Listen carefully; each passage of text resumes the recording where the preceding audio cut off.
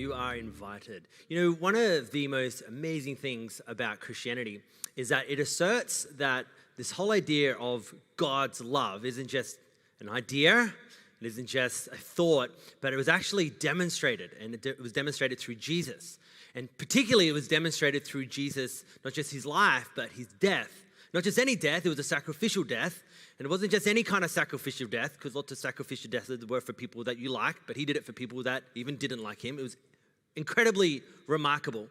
And so the whole idea of it was that God's love was experienced, it can be experienced through very practical means. And now as Jesus followers, if you're a Jesus follower here, you and I get to kind of carry on what Jesus began in helping to bring the love of God to humanity in very real practical ways. The good thing is we don't have to die for humanity because Jesus has already done that. Thank you, Jesus. But we do get to live for it. And so keep in mind, these aren't, at this time of year when we talk about, I guess we talk about all times of year, all the different practical ways that we love to love and serve and minister to people in our community. We do it because we are convinced not only is it making such a big practical difference in the name of Jesus, but through it, people on the other side of your invitation, on the other side of your generosity, on the other side of all the different ministry and serving environments we create, hopefully they'll get an experience to experience the love of God like you have as well. Does that make sense? So, does that make sense? Okay, I'm done then. It's my whole message for today. The rest is just commentary. The idea is really, and again, if you're new to church here, maybe you often wonder, why do Christians talk a lot about doing things in the community? Because anyone can do that. Why do Christians talk about it? And there's often this idea that all the good that Christians try to do it so they can be good with God. It's actually the opposite of that. It's because we've encountered the goodness of God, Christians want to say, well, count us in. Like, if God has loved us in such practical and real ways, we want to do the same and love our community. And so at this time of the year where it's like summer's coming and we do so much at Christmas time, we love to take a few weeks to be encouraged and reminded about some of the heart behind the Christian way. And so last week when we were talking in this series, we looked at one of the biggest invitations from Jesus where he invited people and he just said, follow me. It's a very simple invitation, but there's so much in it. And as we again unpacked last week, we looked at Jesus' invitation was so much more than just to believe something. Jesus' invitation was an invitation for us to become something. And so again, as much as there is belief in Christianity, a big part of Christianity is that we're invited to become more like the one whom we follow. So we're not just believing something, we're invited to follow. It's a becoming, it's a transformation. And so, again, you can kind of have a listen to last week's message to get up to speed with this. But ultimately, the whole thrust behind the Christian practice of following Jesus is just saying, well, if Jesus did it, then so will I. If Jesus loved those people, then so will I. If Jesus was generous, then I guess I'm going to be generous too. If Jesus went that way, if Jesus turned the other cheek, if Jesus went the second mile, if Jesus showed forgiveness, then so will I. In the ancient world, people weren't called Christians because they attended a church. People were called Christian because they lived differently. And people saw them and they're like, you look like the one whom you profess to believe in. You look like, because they just said, if that's the way of Jesus, then so will I. So a quick question to the Christians in the room. If you didn't tell people you were a Christian, would people in your life know you were a Christian? Just by looking at how you lived. Man, I'm challenged by that question. I think about it with my neighborhood.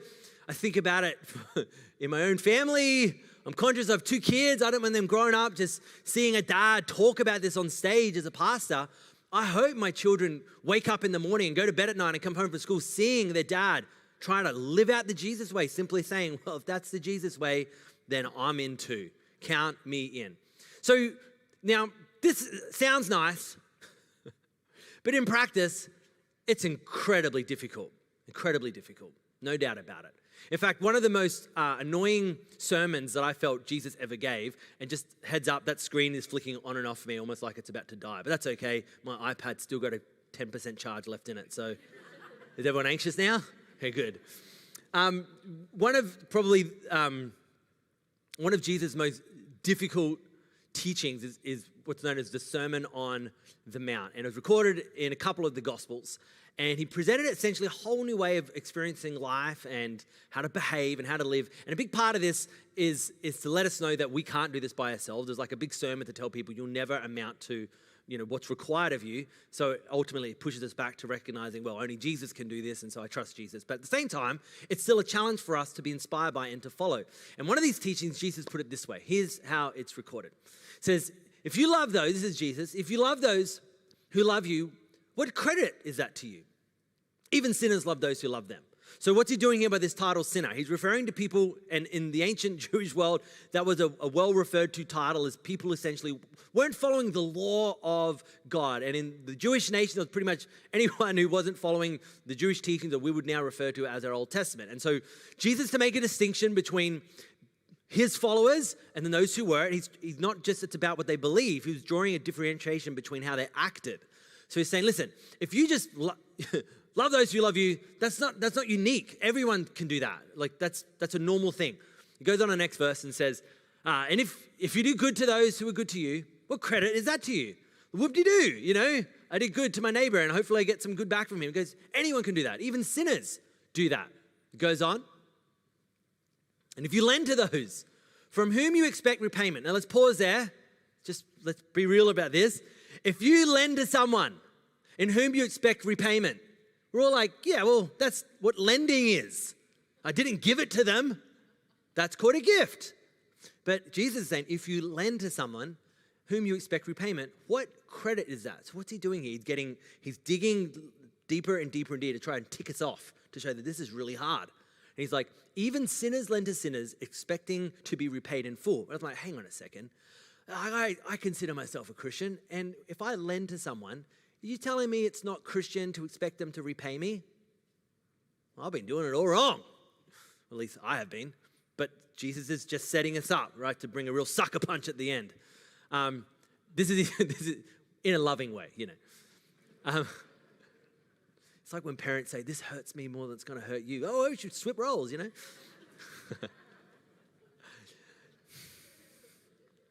I hear myself saying that now. Anyway, next verse, Jesus concludes his teaching at this part by saying this. The next verse. Is there a next verse? Oh, yeah, that is the next verse.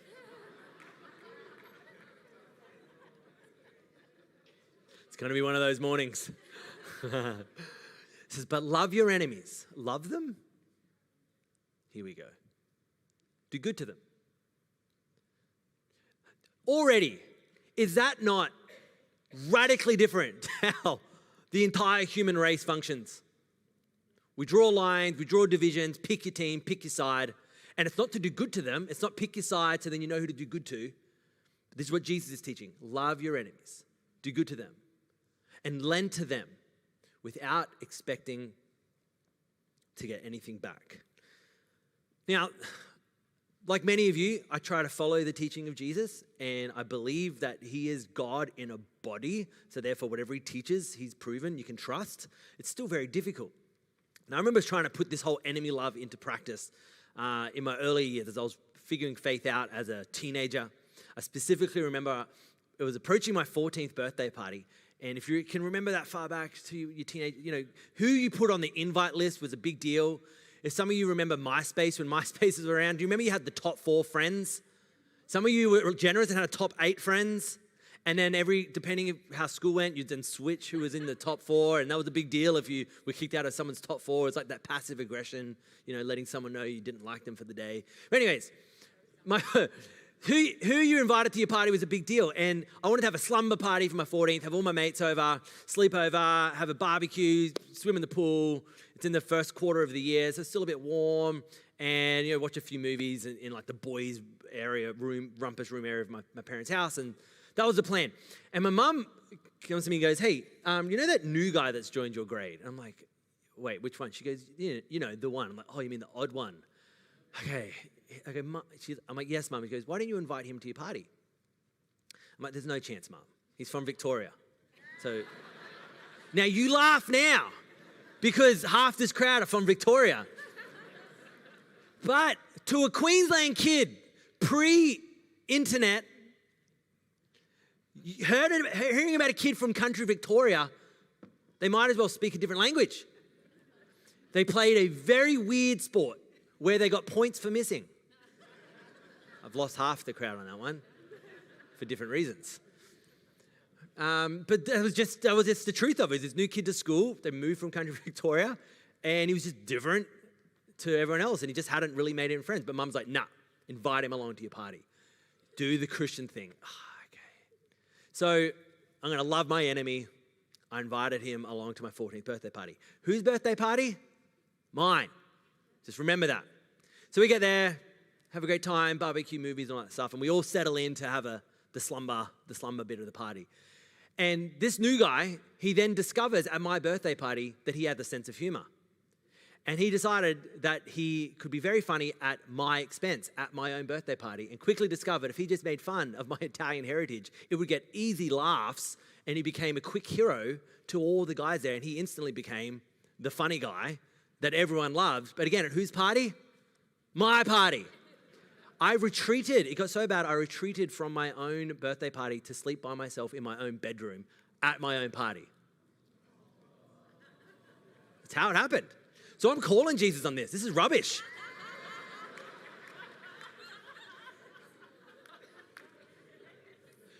Which begs the question, why does Jesus invite us to be inviting? Because it's difficult. And that was a very simple example, but come on, you live in a real world with real tensions in real life. Why does Jesus insist on us extending grace, extending love, being generous, being willing to share, loving? Why are we always supposed to be this inviting people that open our arms, invite people in and share and all? Like, why enemy love? What is this? Now, there's a lot of reasons for that, but for the purpose of landing this series, the big heart behind this is this has always been God's way. And as we look through the story of God as revealed through the scriptures that we have in our Bible, we see that this pattern time and time again of God extending an invitation to people who don't deserve it. Inviting people into relationship, inviting people into wholeness and completeness and healing and life, even though they did nothing to deserve it. That has always been the way of God. Now, we first experienced this. I'm going to give you like the quickest version of all of the Bible in 10 seconds. It starts with what is known as the Garden of Eden. And God creates this wonderful environment to showcase his order and his priorities in the world. Without doing anything about it, God invites us in to be co-laborers with him. And we have the story right at the beginning of our Bibles. And if you've never opened a Bible before, you've probably heard of Adam and Eve. This is the characters we have right in the beginning, the opening chapters of our Old Testament, right at the beginning of the Bible. And the idea was this perfect, unadulterated paradise where people were invited to partner with God in extending this order and this beauty and to cultivate the planet together. We did nothing to deserve it. It's not like we fought our way to be there. God bestowed upon mankind to be made in his image. And so is this invitation from God to partake. Now, as the story goes, we rebelled, we sinned, and thus plummeting the world into this perpetual state of rebellion and redemption and returning back to God.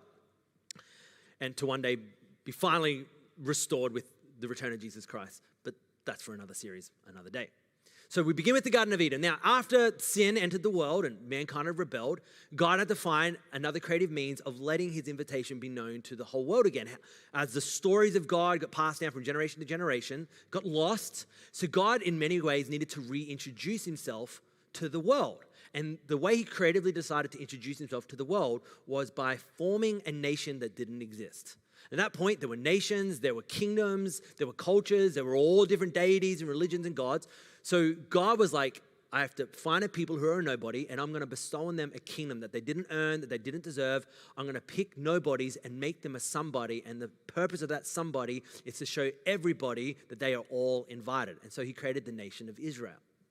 And so the whole purpose of the nation of Israel was to be a light to all nations. It was to express God's incredible grace-filled invitation.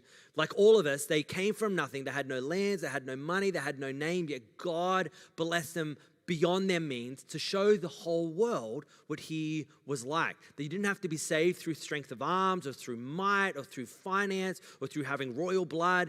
God could bless your life in the midst of the world and be unlike anything else the world could offer. So God wanted to show the world what he was like through the nation of Israel. But ultimately, his answer to all the world came through the nation of Israel in one particular Jew by the name of Jesus. And it was through Jesus that God ushered in the kingdom of heaven. And this is a kingdom to invite all of humanity in, to partake in God's incredible life, his grace, his wholeness. And so God's always had this redemptive plan of inviting people in, and he's had to keep finding creative ways in which to do it. And so here we find us now in the middle of Jesus inaugurated the kingdom of heaven with his life, death, and resurrection and ascension. And one day at his return, it will be complete. And the kingdom of heaven will be fully established on earth, as is the prayer. But until that moment, we're kind of caught in this in-between where we have to now follow the teachings of Jesus in a world where it's not very easy to do. And right in the middle of this, at the height of the nation of Israel's prominence, blessings, successes, sat arguably their greatest king. And history records him as known as King David. And King David was a remarkable king. And where I want to pick up today's text is a part in his story where all his enemies have been defeated. There is peace in the land. His authority is complete and he's unquestioned. No enemies can stand against him. So if you imagine for a moment, you're David. You have all the might in the region. You have wealth. You have armies. You have reputation. You have the favor of God in your life. What are you going to do with all of that? That's where David finds himself. Incredibly blessed with all the resources at his disposal, all the reputation to help him. And this is the first thing is recorded about what David accomplished once the land finally had peace. There were no more battles to fight. Here he was. He asks a question, or rather he shoots an invite. And here's how it's recorded in the Old Testament book of 2 Samuel. Samuel was there to record the events. King David asked, and just asked his staff, is there anyone still left of the house of Saul to whom I can show kindness for Jonathan's sake? Who was Saul? Saul was the king before David. He was also his father-in-law, but also enemy number one. When David started being promoted, Saul's heart turned against David and actively tried to hunt him down and kill him. So anyone here a father-in-law and can relate, anyone?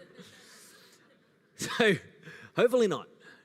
But this is where David was. So for years, David was on the run. Even though he was one day appointed to be the next king, he refused to lift his hand against Saul. But Saul was violently and oppressively against David.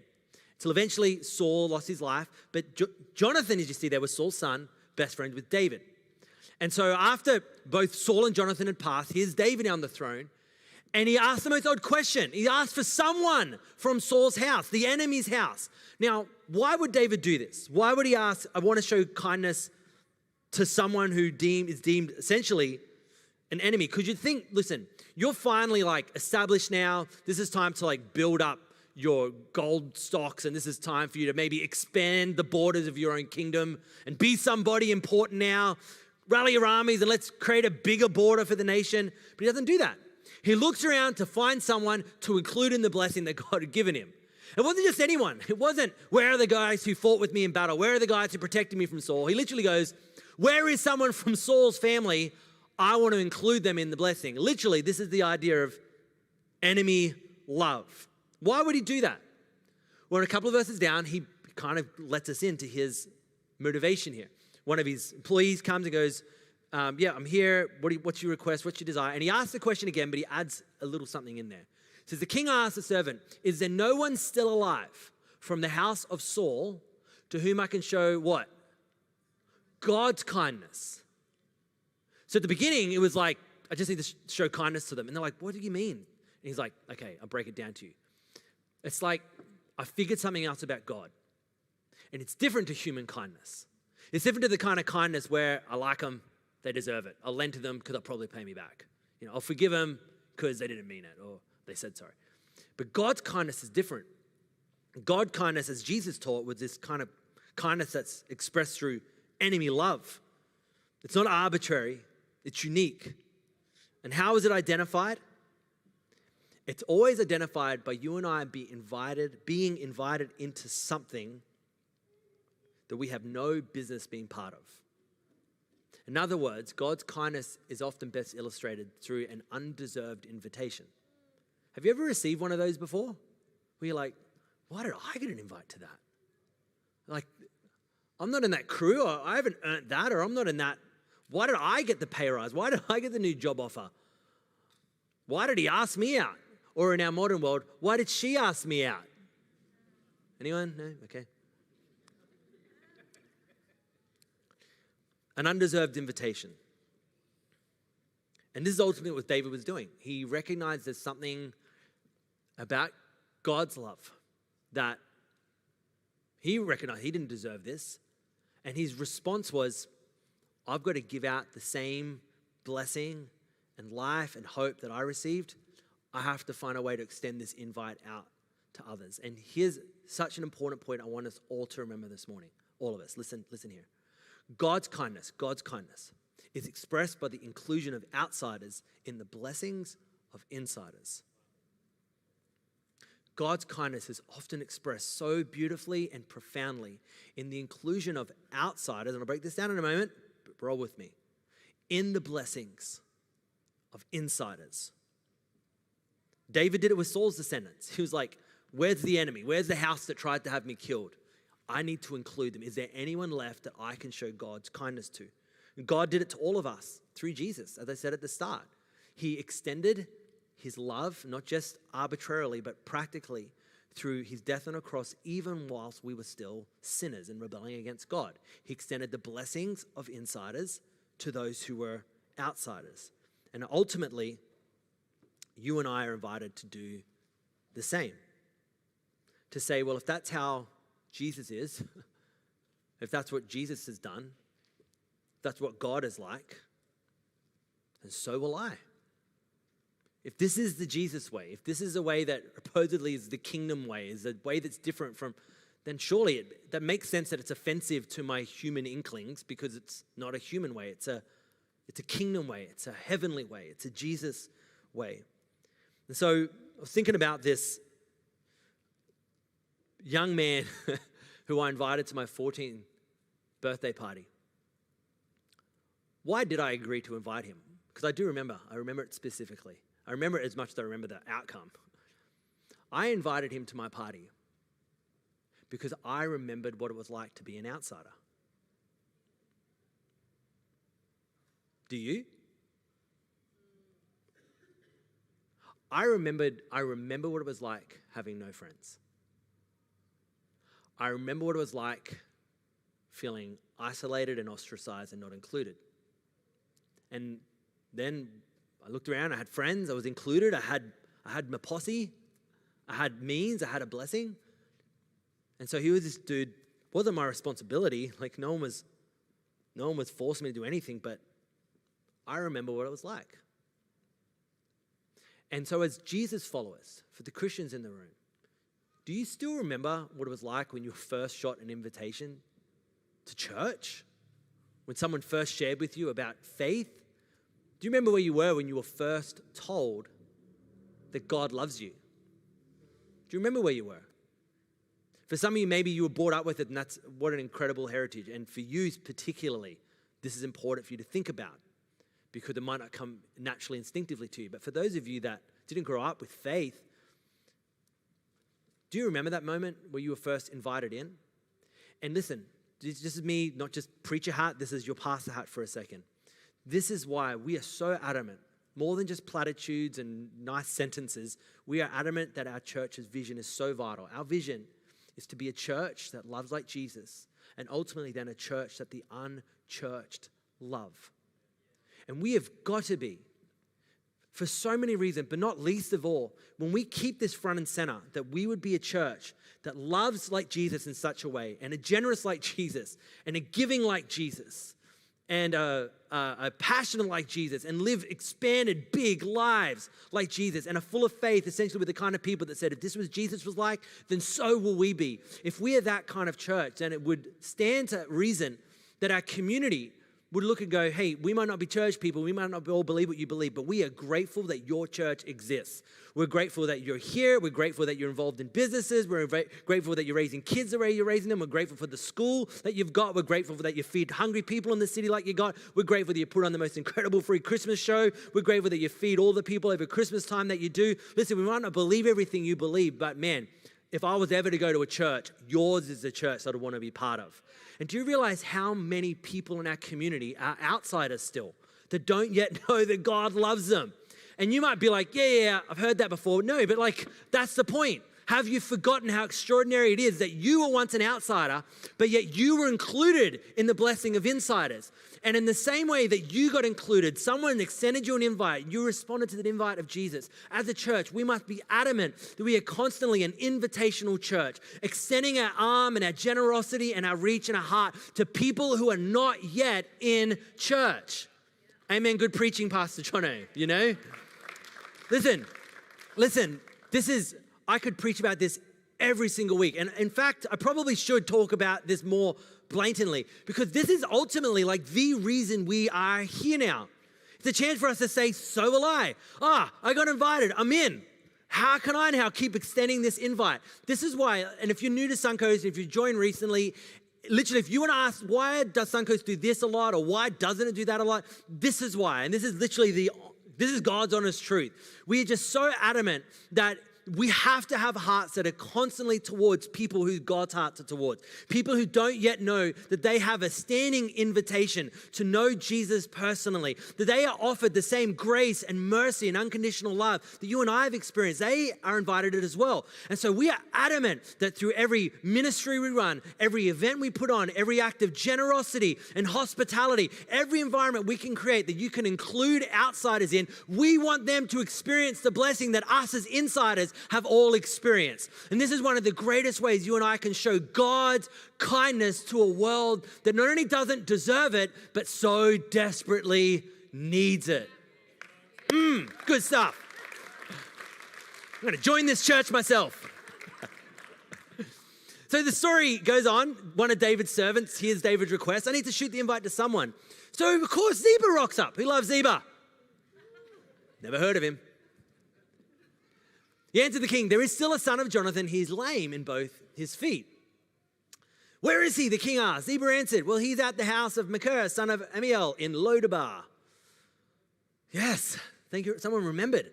So King David had Lodabar. It's just a good name. I dare to name your kid that. So King David had him brought from Lodabar, from the house. Listen, picture this for a moment. You are the last remaining heir of the king's arch enemy. You're hiding out. Why? Because oh boy, granddad was trying to kill him. And these grudges last generations. And then you're there chilling out. The poor guy, he's lame in both his feet, hiding out. And next minute he gets an invitation. The king wants to see you. Do you remember getting that invitation from the principal to go see their office? It's never about anything good, you know? It's like when you get a text from your parent, I need to talk to you. It's like, thinking, what are you doing Thursday? Want to grab a drink? Oh, okay. So here he's going, the king, this can't be good. So, goes on. When Mephibosheth, thank you, Karen. I know this one, son of Jonathan, came to David. Of course, this is what he's going to do. Bow down to pay honor to him. And David's response was, Mephibosheth, well, at your service, he replied. Don't be afraid, David said to him. Look at this. For I will surely show you what? Kindness for the sake of your father, Jonathan.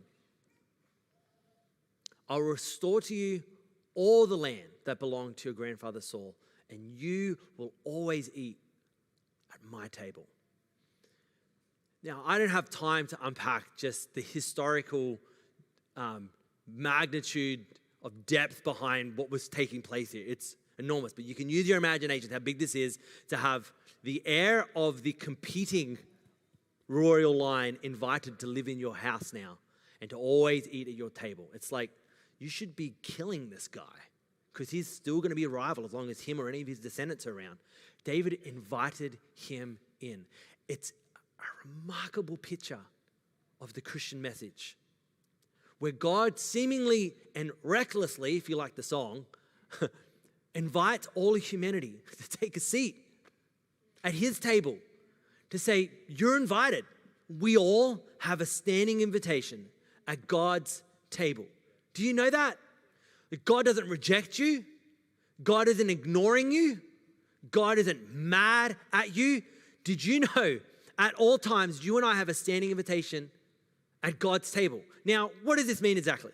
If you are a Christian here, do you ever forget that God's grace towards you is far more superior than the sin in your heart, the rebellion in your life, the mistakes you make?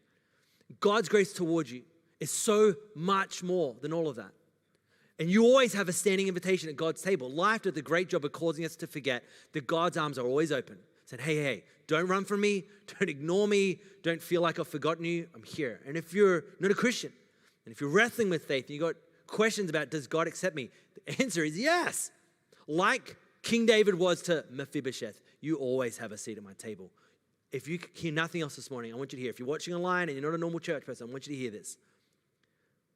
There is always a seat for you, the table of God. Jesus has done everything required for us to have a standing invite. Now, that's obviously amazing. It's why we call it the good news. And the story goes on, and Mephibosheth responded in a way that we all would. He bowed down and he said, what is your servant that you should notice a dead dog like me? Like, you know, I wasn't doing anything. I wasn't raising up armies. I wasn't trying to, do anything to undermine your I'm just hiding out here in Lodabar, and you noticed me? Like, I didn't write petition to you saying, don't forget me, don't forget me. Please remember me, King David. I promise I won't do what my grandfather did. Like, I'm not that guy. Do you remember my father David? You guys were besties. Like, please. I don't know. He wouldn't have typing back then. He would have been writing on a scroll.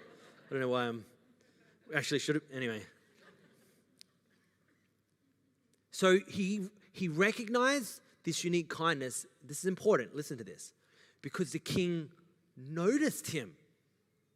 In other words, the king initiated attention. The king sought him out. The king, I was going to say hunted him down, but how do you say that in a nice way? The king initiated the invitation. It wasn't a response from the king. It was an initiation. Mephibosheth got to give the response. And it's the same in so many regards for you and I. Listen, we have our campus we run in Canberra. It's amazing if you've ever visited there. You ever get to go to Parliament House, particularly while it's like question week and sitting week, I should say, and there's people everywhere, the staff is everywhere. I've walked through the halls of the Parliament when not only the politicians walking back and forth, but the hundreds and hundreds of staff, media. It's pretty wild that you can do that in Australia. And one of the things that strikes you significantly is the competing agendas. There's just so many agendas. Everyone wants to be noticed. It's like we have our bill we want passed. We want, this idea we want everyone to follow. We want this law to, like there's so much. Notice me, notice me, notice me, notice me. There's so many agendas where everyone's jumping up and down. Notice us. If you work in marketing here, you know full well that to get the attention, to get noticed by people's eyes to your product is everything. It's why all social media or marketing, it's designed to keep us glued to our screens. Because attention, to give your notice to something, it's dollars, right? But the story of the gospel, as we see here with David and ultimately through Jesus, is not that people are like, God, notice me. It was that Mephibosheth goes, why did you notice me? Like, I should have been trying to get your attention. And humanity, without knowing, is going, God, are you there? And God all along is trying to say through Jesus, I see you. Like, I'm trying to get your attention. I notice you. I'm for you. You have a seat at my table. You are invited in. You don't have to impress me. I'm hunting you down. I'm trying to shoot out invites to every single person I can. Just a lot of my followers are just really slow with doing it, and they're all enjoying the table and don't invite anyone along to join in with the supper. Listen, so our whole mission can be summed up in this. Help people notice that they are noticed by God. Help people notice that they are noticed by God. I think Suncoast needs to rediscover this in a fresh way. Our heart behind doing this series wasn't just to teach on something. We wanted it to reaffirm something in our culture, something of our values, that we are invitational. So let me put it really practically for some of the church folk here. When was the last time you invited someone along with you? Now, for those who have been invited, welcome. We're glad you're here. And you're exactly in the place we think you should be. It's not an accident you're here. But the people in our communities, the people in our neighborhoods, Sometimes they're just an invitation away. So like David, may we look for opportunities to invest. Maybe look for opportunities to invite. Maybe look for opportunities to include. May we look for opportunities to initiate kindness to people. Hey, Christmas show, our upcoming Christmas series, Alpha courses, online, Friday night, Why High, a kids ministry, giggles during the week. I could keep going. Listen, often the easiest time to invite someone into anything is either they're going through a transition or they're going through a loss. And of those two things, our church is so well equipped to love and serve people in very practical and meaningful ways. Jesus finishes his teaching as we began today with kind of landing it with an encouragement, not just to challenge us about what we live, but he's reminding us of who God is. Here's what Jesus says. He says, if you do this, if you love your enemies, if you share with others, if you include others in, he says, then your reward will be great and you will be children of the Most High because he is kind to the grateful and the deserving. Because he is kind to all those who are included at his table. Because he is kind to all those who behave like good Christians. Because he is kind to the ungrateful. That was me. To the wicked.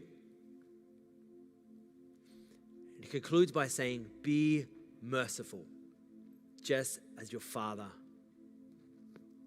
is merciful. In other words, the Christian response to this is to say, well, if that's what Jesus did, then so will I. You know, the young guy who I invited to my 14th birthday party, who was pretty mean, he became famous and popular. Good for him. But funnily enough, many things have happened since then. Number one, he became a best friend. And still to this day, he's one of my dearest and closest friends. And secondly, the guy's now a pastor, arguably pastoring one of the greatest churches in our whole city at Calvary Church, doing a remarkable job. And now I'm not saying that because I invited him to my 14th birthday party, My point is this, you just don't know what's on the other side of your invite.